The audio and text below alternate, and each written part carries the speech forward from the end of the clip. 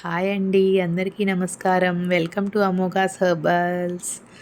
నేను ఇవాళ ఏ వీడియో అయితే చూపిస్తున్నానో అది నేను షూట్ చేసింది కాదండి.